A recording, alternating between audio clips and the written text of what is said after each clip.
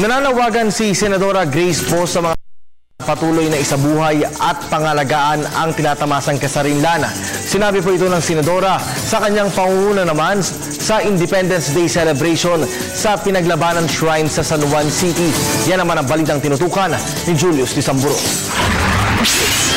Sa temang tagumpay sa pagbabagong nasimulan, abot kamay na ng bayan, nakisabay sa ilang lugar sa bansa na pinagsagawaan ng flag racing rides gaya ng Iloilo kung nasaan si Pangulong Aquino at Rizal Park na kinaroroonan ni Vice President Jejomar Binay ang San Juan City. Alas 8 ng umaga na magsimula ang 117 Independence Day program sa lungsod sa pangunguna ni Senadora Grace Poe Manzares bilang panauhing pandangal.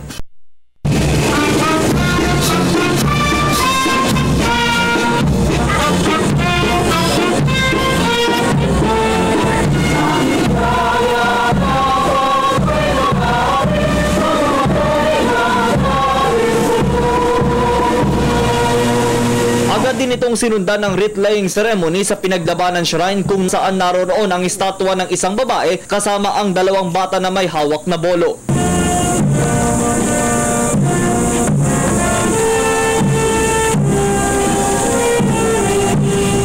Kinilala naman ni San Juan City Mayor Gia Gomez ang siyang naging papel ng San Juan noong panahon ng Revolusyon.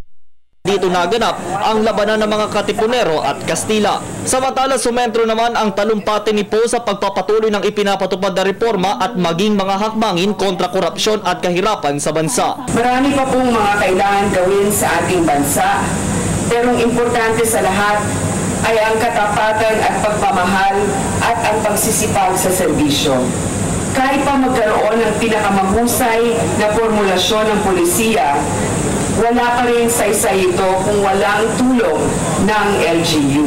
Bukod dito ay nanawagan din ng Senadora sa mga Pilipino na patuloy na isabuhay at pangalagaan ang tinatamasa nating kasarinlan. Naway manahin sa bawat isa sa atin ang espiritu ng pag-ibig sa ating tinubuang lupa, gaya ng mga bayaning nauna sa atin, magawa sana natin ang ating bahagi sa tunay ng pagpapalaya ng ating bansa. Para sa Telebisyon ng Bayan, ako si Julius Tisamburo.